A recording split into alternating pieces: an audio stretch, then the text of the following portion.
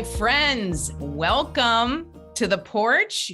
You're here and we're talking about something that really matters today. It's mentorship.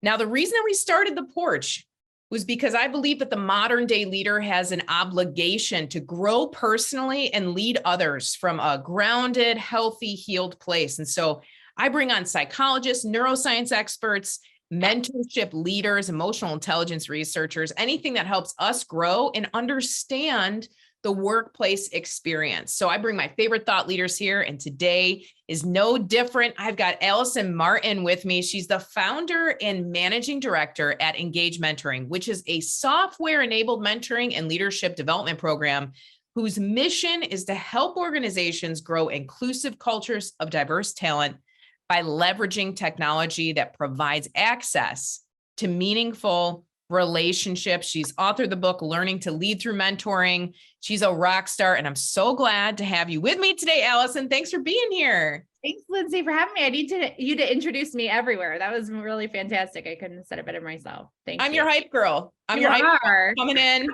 I'm going to hype you up. And in truth, I have brought Alison to retreats and other women in leadership forums because she understands the importance of using technology, which is, digital fast, to create deep relationships that are analog, that are about mentoring, that are about bringing people along with us. And, as a generational expert, you are hitting that balance, Alison, because we can sometimes say all technology is bad. It's separating us. It's making our lives cold and isolated. And then we can say it's all about relationships and vice versa. And you have found this beautiful balance of using tech to our relational favor. Brilliant.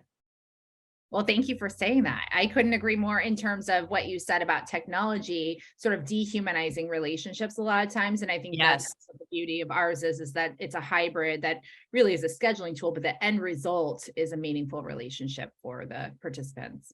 That's it. That's exactly it. You just get it.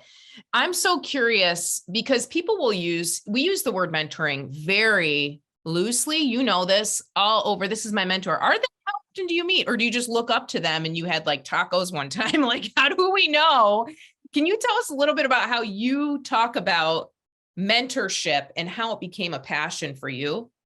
Absolutely. Well, and it's funny because there's different definitions of mentoring out there. I actually just, believe it or not, I was in a workshop yesterday that ironically was about mentorship in my leadership class that I'm a part of. And I got to listen. And philosophically, there are some things that were different, in terms of how they were talking about it. And it was really great for me to hear. How we define mentoring is knowledge transfer, and ideally based on successful experience. So in other words, the traditional model is the mentor has been there, done that, and they're willing to share their perspective.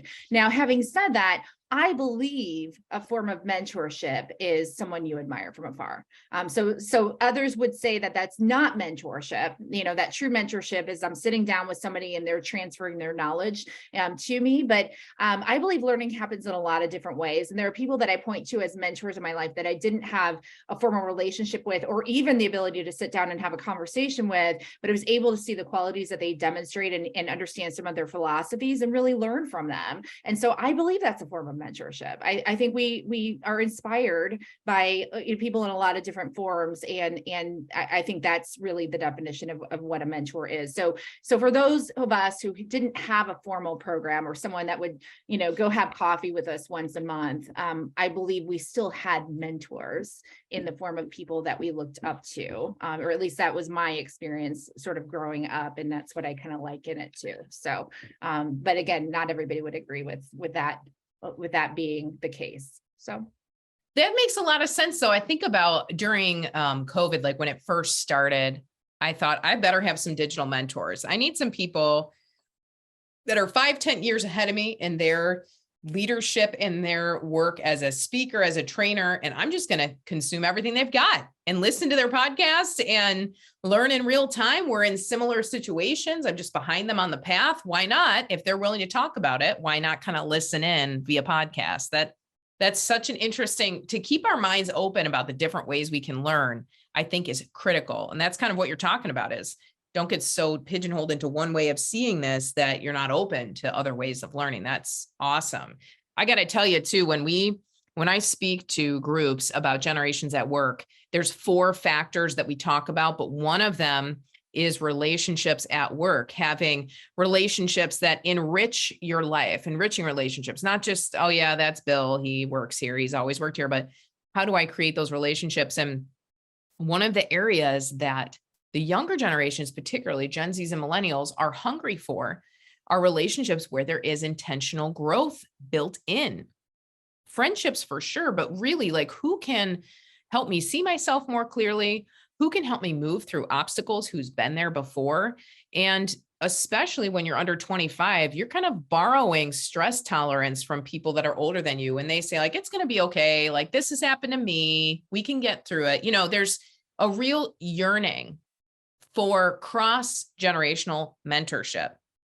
And I hear this over and over. And at the same time, organizations give themselves the lowest score in this area. When I'm working with them, they'll say, oh, this is where we kind of just, we don't really have it together yet. And I'm thinking, this is where your young talent like wants the most attention. And I think it's interesting that you have found this solution through Engage Mentoring. Can you tell us a little bit why formalizing mentorship, not just saying like, go, we encourage you to have a mentor, but formalizing it inside of organizations? Why is that such a critical strategy to consider? Oh, well, how much time do you have? I have 6 hours. Let's do this. So first of all, I would say that this is the generation that excites me the most because they are going to change the way businesses operate. That's right. It's high time and it's overdue. And so they're asking for the things that perhaps, my generation was afraid to ask for, right? And so it's really exciting to really look through that lens and see the kinds of questions and how astute new employees are about, what they're asking and what they're looking for in a potential employer. You asked the question of why is it important to formalize, right? Because we do battle with that.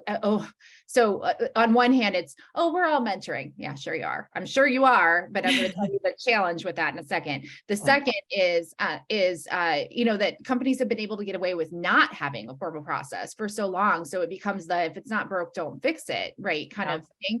And it doesn't feel like it's something that's putting something out that's on fire, right? And so those are the things that we do battle with. In no case ever does anyone look at our program, look at our software and say, oh, this is a terrible idea, Alison. I have no idea why you would offer, a program like this, because they really get it when they kind of look through that lens.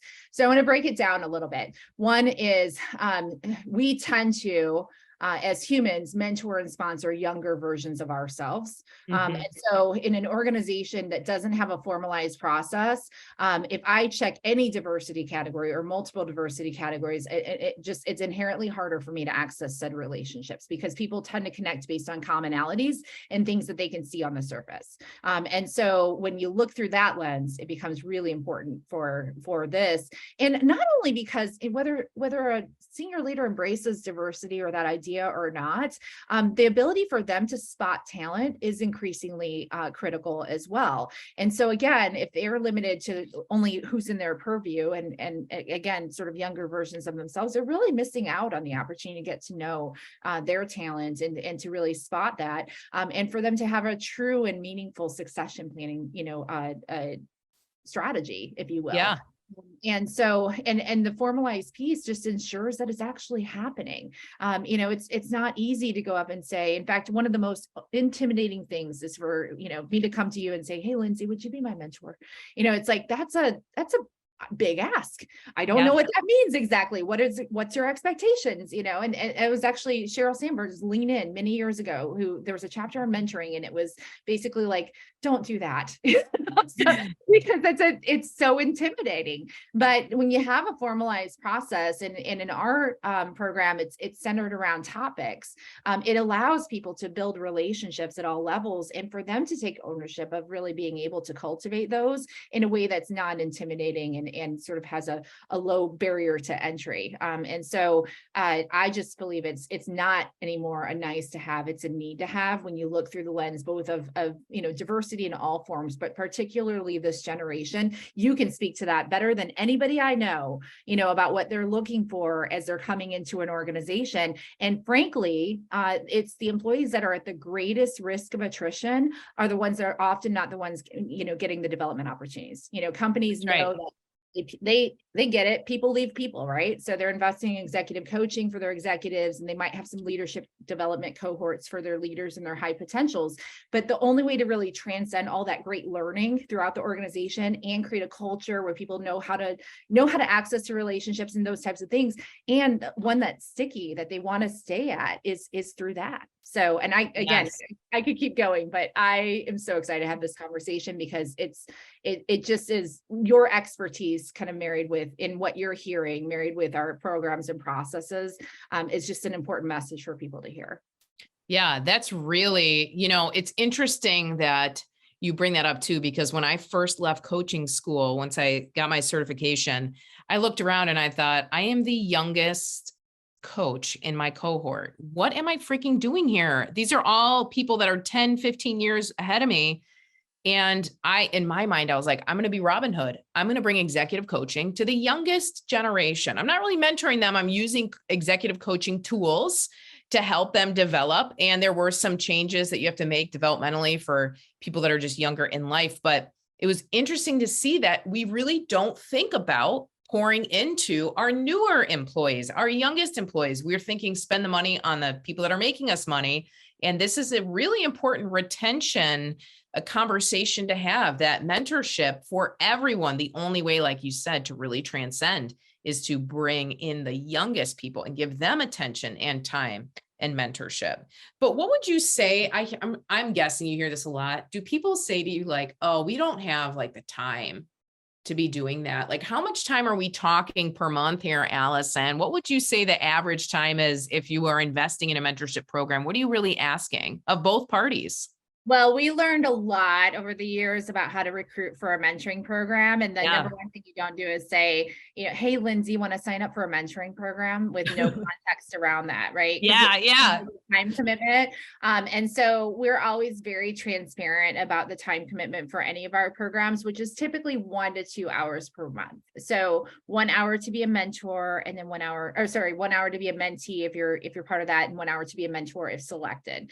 And if they want to mentor more than one person, they have that option and availability. But the idea there is that in 1 hour a month, you're impacting the life and career of someone else. And in the process, you're honing in your own leadership skills of empathy, communication, and all the great things that make a great leader.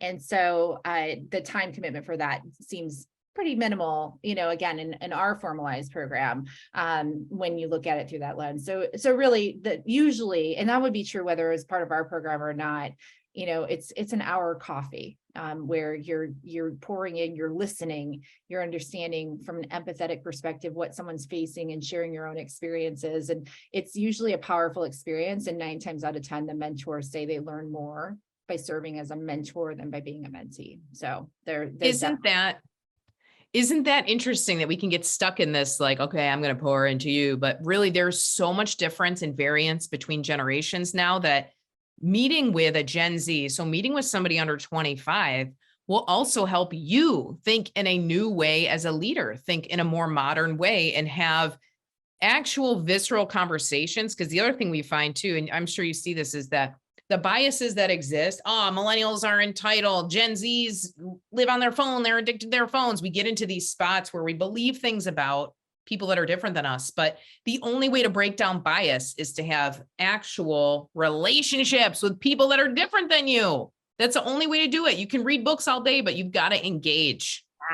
Oh, and we have so many amazing examples of that. And honestly, that's what I get most jazzed about when you formalize a mentoring process. It was where 2 people come together. They on the surface look like they have nothing in common, right? Whether it's their what, their background is, what their work, what kind of type of work they're doing. And the reality is, generally, when we peel the onion and really have that space to get to know one another, we uncover the core humanity that exists, and that's the real magic. And That's and right. so and that's where I do believe that programs like ours really can change the culture and frankly change the world if we get people to really step outside of their comfort zones of what they're, the people that they kind of keep in their close network, and get to know, others in the organization. You said something else too that I want to drill down on, and that is, yes, mentoring, is powerful when the mentor is more senior and the mentee kind of gets that perspective.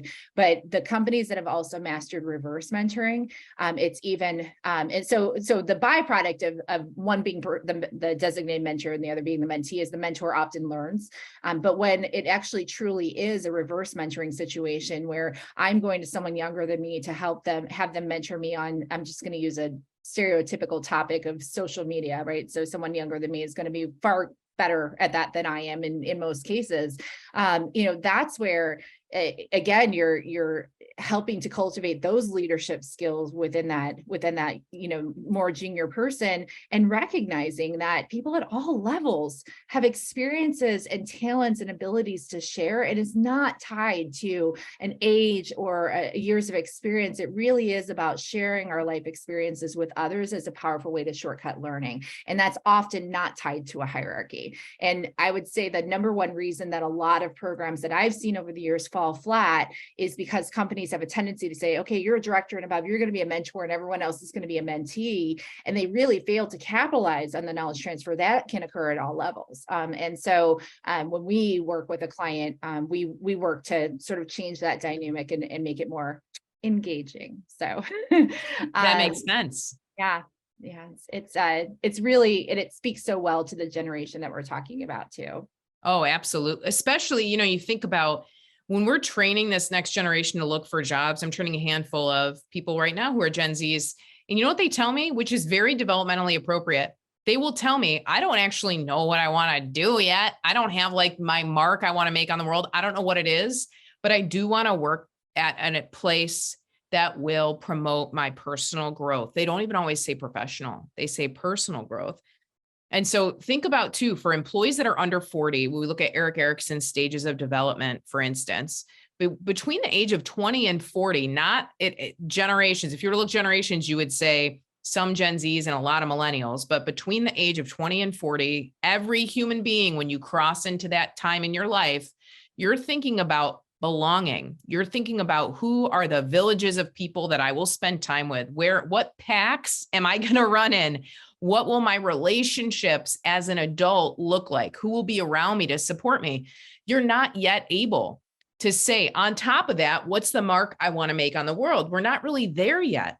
And so in our life, you think about how much mentorship helps support this idea that you have people in different stages of life with different experiences listening to you and supporting you, not always to like figure out how to make more money or make a mark on the world, but just to help you continue to develop. We see so much pressure with high achievers. Like, what difference am I going to make in the world? Everybody asks me like, why haven't you written a book, Lindsay? You've been doing coaching for 10 years. And I'm like, I'm 38. I got 2 years left to do belonging time. And then I'll figure out the mark I want to leave on the world. But that's part of the pressure that we tend to have culturally, when really we could say the best thing you can offer these young employees is mentorship opportunities, is relational growth and awareness opportunities. That's so cool that you understand that. And you're seeing this also goes both ways too. Yeah, it is. I don't have nearly the expertise on that sort of generation that you do, but I do have a research study of two, and that's my two children that are both between the age of 20 and 40. And, and so it's phenomenal to hear what they ask, the types of questions they ask, what they're looking for as they're evaluating employers, and the fact that they can tell culturally from the outside looking in what that's going to look like. And so, and I truly believe that it's not, again, and I bet the people who are listening today or listening to the recording, they're recognizing that candidates are asking different questions.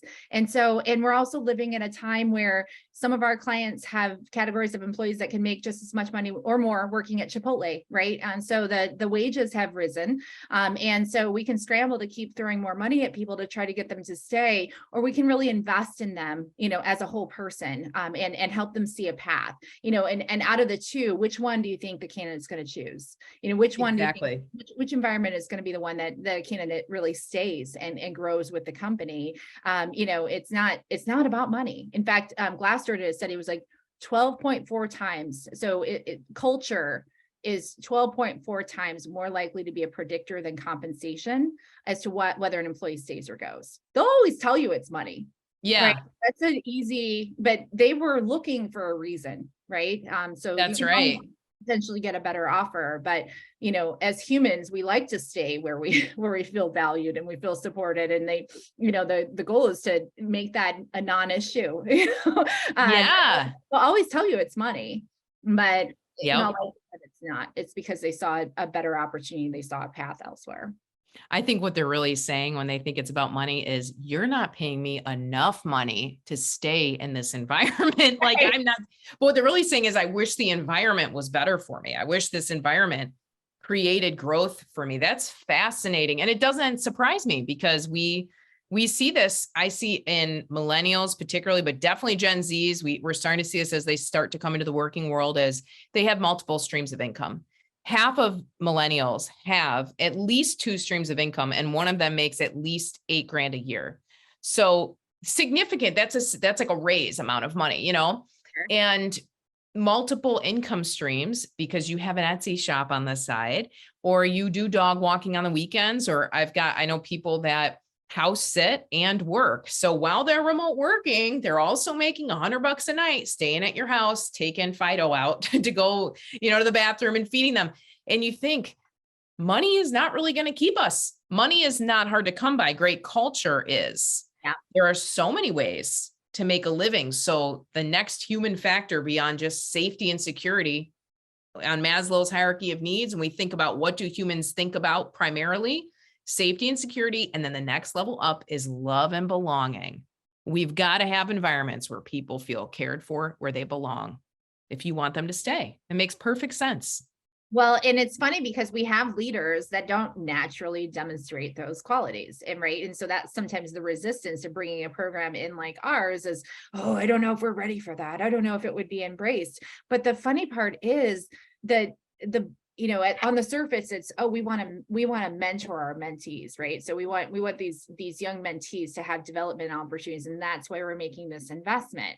But the byproduct is, and I said this earlier, when you actually teach people how to mentor, so again, I'm back to, some people are naturally great at it.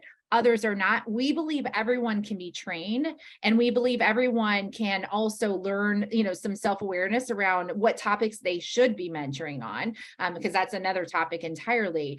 But the byproduct of teaching your leaders how to be effective at pouring into others is what really transforms the culture. And earlier, when you said, engage mentoring, their mission, we do. That's what we do. We transform cultures by leveraging software that provides access to meaningful relationships.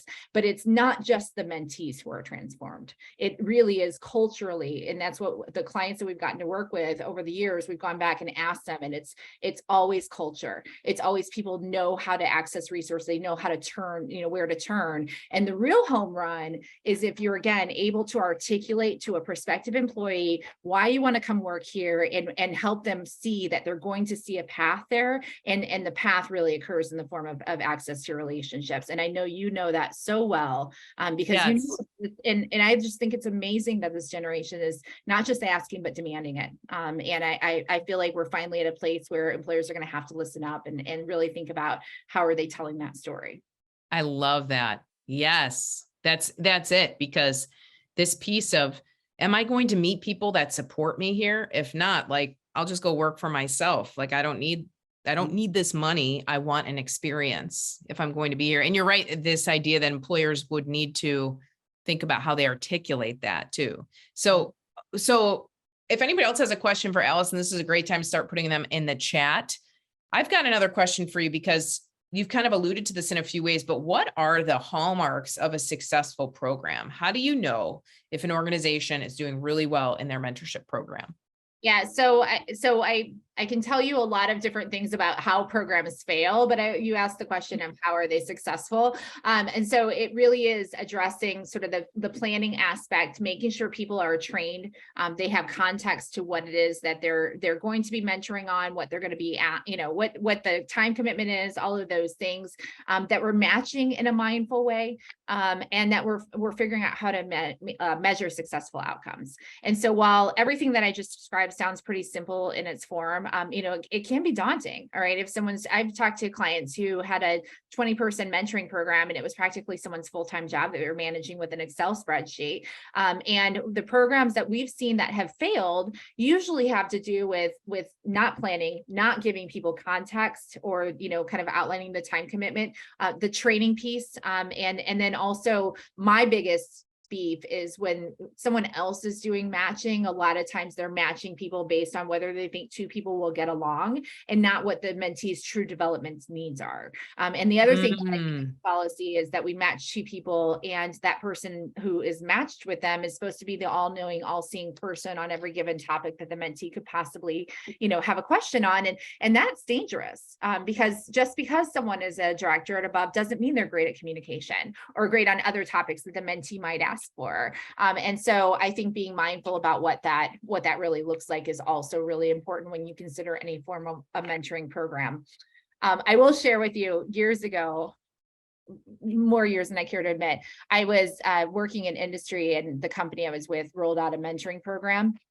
And I was to be one of the mentors, and they brought us all into a conference room and they gave us all free backpacks, which was pretty cool. And they said, okay, you're the mentors. Here's what you can talk about. Here's what you can't talk about. And here's what you need to report to HR. Go. And I was like, wait, what? Okay. So if you want to share your advice, cool, but don't overstep the manager. And and basically, if they're telling you that they're harming themselves or the company, you need to report that to HR. And I walked out and I remember going, what am I doing here? Like, what is, who would tell me they were harming themselves or the company? Like, what is this, And so the mentee was similarly not trained at all, actually. And so it became more of a venting session than it was true mentoring. Now, knowing what I know now, I realize how poorly constructed that really was. And I also know like how to do it right. And I think training is a really critical part of that. A lot of times people think, oh, all we need is a software. But the software really is a small piece of, that's just the scheduling tool, really. It's really about constructing everything that I said earlier, which is the training, onboarding, marketing, even before that. And then how do we measure success? And that's why I'm so proud of what we do at Engage Mentoring to make that super simple for everyone. That's so smart. Those layers, all of those layers matter. If one of them goes down, you're kind of losing the power behind the program, making sure people know what it is, marketing it, having a tech platform that simplifies just the amount of energy we spend kind of, trying to get simple data points across. And then you've said this so many times, it's really standing out to me. Training both the mentor and the mentee in how to engage with each other, and they will ultimately both benefit from that. That is brilliant. That makes a lot of sense. We've got a question coming up that I would love to ask you put you on the spot. Is that okay? Absolutely. Yeah. Okay, great. Do you think mentoring plans could be used specifically for succession plans for our retiring generations? Reason I'm asking, I was hired specifically to replace a retiring person, and I only had the most amazing 7 months, and then boom, I was left to figure it out on my own. And I'll just add in a little factoid. All boomers will be at retirement age in the next 7 years by 2030. So this question is very appropriate.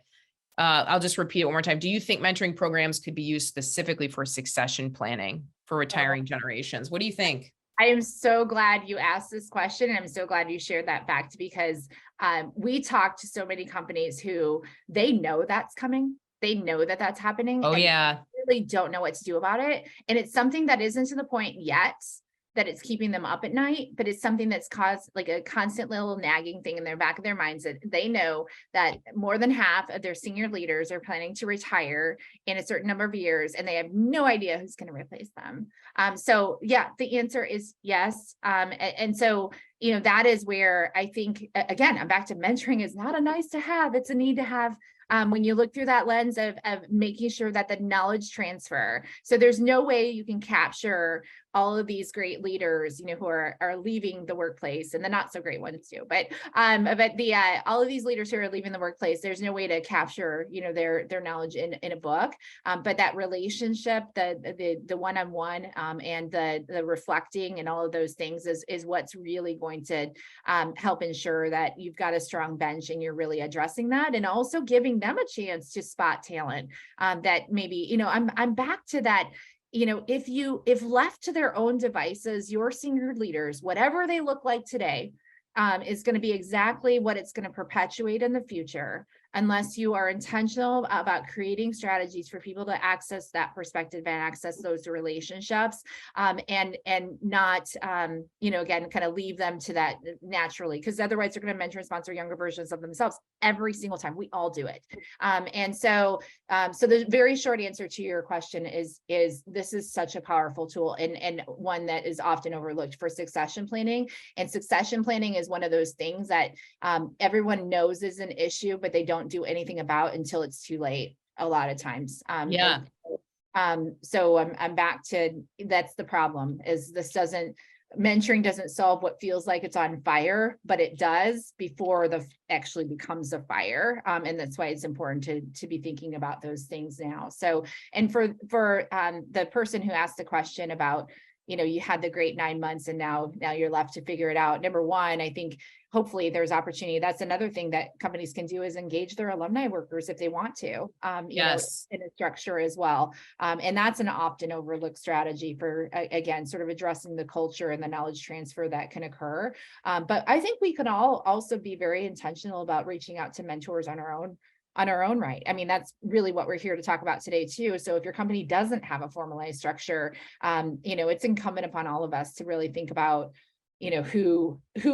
who we need perspective from and what type of experience they would have had in order to help us be better today and in the future.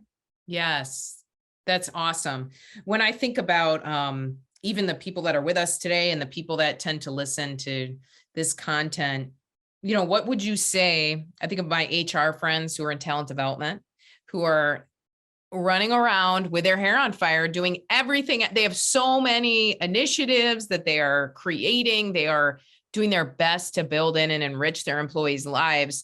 What tip would you give to somebody who's busy in HR? And this is kind of, in our mind, it's easy to say this is nice to have because it's a fire prevention tool. It's not something you use reactively. You have to use it strategically. What would you say to somebody who says, I don't know if I have the time and energy, Alison, to kick this off, but I can see how important it is? What would you tell them? Well, if you have time to send an email, you have time to implement this program, because this feels like a shameless plug, but the difference between us and a mentoring software is that we're actually an end-to-end solution, that we're an outsourced resource for implementing a program within a company. So our biggest challenge is that mentoring sounds like a lot of work, and you just underscored that. And the reality is we treat our programs almost like an employee benefit, where on an annual basis, you send an email, you're transparent about the time commitment, people opt in, and then we literally take it from there. I'm also going to add to that too, because you highlighted the HR professional that is often looking through the lens of what they can do for their employees. And they often don't, they might join SHRM or some other really great organizations, but really getting their own personal development. We actually recently introduced an HR specific mentoring program for HR professionals to be able to collaborate and share resources and understand what other people are doing to solve issues and what resources people are using. So we've actually even created a space for those people to get developed themselves. So again, we're always looking through the lens of how do we help our people, but it's exactly what you just had in mind. I would argue there's never been a harder time, I think, to work in that space. I totally agree. Everything's changing, everything, COVID and, Yes. everything. And then, you factor in the generational and what people are looking for and how tight the talent market is. And so I'm just really proud to say that this year we rolled out a program that's specifically for that audience as well, to be able to share resources, hear from amazing speakers like you and others, to understand what's out there to really help support them and what they're trying to accomplish as well. So. That is huge. I mean, you think about one of my favorite quotes is a Malcolm Gladwell quote, and it's from his book Outliers. And he says, no one, not rock stars, not professional athletes, not software billionaires, and not even geniuses ever makes it alone. Right. I would add in like HR leaders, not geniuses, not even HR leaders ever makes it alone, because in companies that are under, 400, 300 employees, they may only have one or two full-time HR folks. And one of them has a part of their time spent to talent development, not the whole time. And when we're like in these isolated pockets without each other, without an opportunity to engage with each other, you can really feel like you're in it alone and trying to solve these problems for the first time. And why not? I think about the time energy save that you have. If you invest an hour, you may save yourself 5 hours of time and energy and problem solving. Well, and you look at it through the lens of every human that works in your organization has different set of developmental needs, right? And so That's you're right. going to go out and create all these programs and things that's sort of a one size fits none approach, right? And at the end of the day, mentoring is the only program that I'm aware of that really meets people where they are and allows them to take charge of their own developmental plan, right? And so the companies who have implemented things like performance management and that sort of thing, oh great, we're giving people the feedback, hey, you need to work on your communication skills, Lindsay. It's like, what am I going to do about that? All right. You clearly don't, by the way.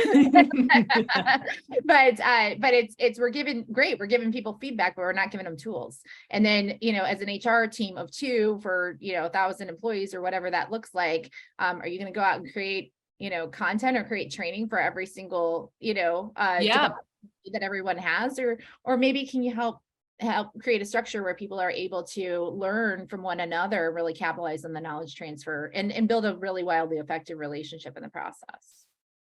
So brilliant. I love it. And it really does hit both the efficiency need and the deep human need to connect to one another and to be seen and understood. And, the more we research the human brain, the more we know that it's driven primarily by social interaction. Number one, when your brain is on just taking a shower, driving to work, your brain and on autopilot thinks about relationships. And why not create structure around that to maximize this deep need we have as social creatures to be connected to one another and learn from one another in real time? It's actually, so I think about taking that idea, that belief, like this is going to take too much time, and say, imagine how much time this will save if we have a team come in and end-to-end support us through this. Imagine how much time we'll save if we can send an email and make this happen. I'm just so curious, how do people get a hold of you when they just want to learn more, Alison, and they're trying to figure out what's possible? What's the best way for people to get a hold of you? Yeah. Well, so engagementoring.com has a wealth of information about the various programs that I referenced earlier, including the HR program that I mentioned. And then on LinkedIn, I'm on LinkedIn. So you can find me, Alison with 1L. And I would love to connect for sure. And I'm just so appreciative about the opportunity. The other thing I'll mention too is this formalized mentoring is normalized in the really big companies. Yes. And so that's another thing that I'm really most proud of with Engage Mentoring is that we actually work with companies of all sizes. So if you're here and you're thinking, well, I've got a small firm, that sounds really great for like a Google, or, a Amazon or whatever. We actually, that's what I'm most proud of is we specialize in coming alongside mid-size and small companies to create programs that allow people to have that same access that normally you would only find in the really big companies. 84% of the Fortune 500 companies have a formalized mentoring program because they have those resources. And it's all mid-sized companies and the small companies that don't get those cookies. And so that's what I'm, again, most proud of is making sure that those smaller companies can compete with, for talent with the bigger companies too. Oh my gosh. What a gem. What a gem to end on. That's so true, because it's very easy to believe too that we don't have, I hear this from small companies in Indy all the time, like we don't have hundreds of thousands of dollars to spend on these programs and we can't hire a full-time person. So I guess we'll just say, if you work for us, it feels like family. I'm like, no, don't say that. Half of us come from dysfunctional families. say you're initiating programs that will actually work, that are statistically proven to help you grow. This was so helpful, Alison. I always love connecting with you. You're so sharp and you're using your intellect to make a real difference in people's lives. And that's one of the many reasons that you inspire me to think differently and to be innovative in the way that I approach organizations. So thank you for your time today and sharing your wealth of knowledge around mentoring with us. Well, I'll say the same in return. Everything that you just said, Lindsay, I just am so appreciative that you were the coach, that you're looking around going, why am I here? And you've taken that and really approached all of your work in such a strong, empathetic way and given a voice to what so many are asking for. And just, I'm appreciative of the opportunity. And I knew that we were going to have a great conversation today because your expertise is so helpful in articulating the need for why we're doing what we're doing. So thank you again for the opportunity and for sharing your gifts with the world too. Yeah, of course. Absolutely. This is so helpful. If you don't have a mentor today, this is something I hope as you listened, even for yourself. I know it's in my calendar. I actually calendared out time to consider who I would want as a mentor in this next season of my life. And I hope that you do the same for yourself as well, because ultimately it will enrich your life and whoever you bring on your life team, even for a season. You know how to get a hold of Alison. All of her information is in the chat. We'll make sure to put it in all the feeds where we'll put this interview. Thank you again, Alison. It was great to see you. Thanks everybody for coming. We'll see you next time on the porch.